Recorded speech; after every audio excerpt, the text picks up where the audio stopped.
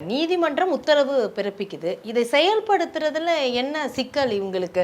இல்ல கோவில் நிர்வாகத்துக்கு நீதிமன்றம் சொல்றதை இவங்க செயல்படுத்தணும்ல. அப்ப அந்த இடத்துல என்ன முரண்பாடு இவங்களுக்கு? ஏன் அதை செயல்படுத்தலைங்கிற பிரச்சனையில தானே. இப்ப 6 மணி நீங்க சொல்றீங்க, 6 மணிக்கு ஏத்தணும், 6 மணிக்கு ஏத்தலைன்னா 6:05க்கு நான் நீதிமன்ற அவமதிப்பு அப்படிங்கிறத நீதிபதி சொல்றாரு அப்படின்னு.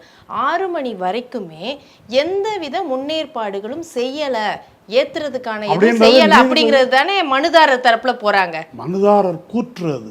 இப்போ ஒரு வாதத்துக்கு இதை அமல்படுத்துவதாக வைத்து கொண்டால், இதை அமல்படுத்தக்கூடாத தவறான சட்டவிரோதமான தீர்ப்பு அப்படின்றது தான் அரசினுடைய நிலை.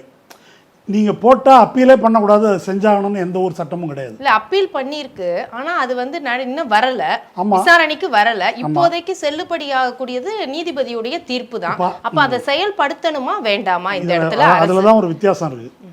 நூற்றுக்கணக்கான தீர்ப்பில் இப்படி ஆர்டர் போடும்போது நாங்கள் இதில் அப்ஜெக்ஷன் இருக்குது, அப்பீல் பண்ணிக்கிறோம், சரி நீங்கள் அப்பீல் பண்ணிக்கிங்க, அது வரைக்கும் இதை நிறுத்தி வைப்பாங்க. அப்பீலுக்கு டைம் கொடுத்து 99.9 வழக்குகளில் இதுதான்.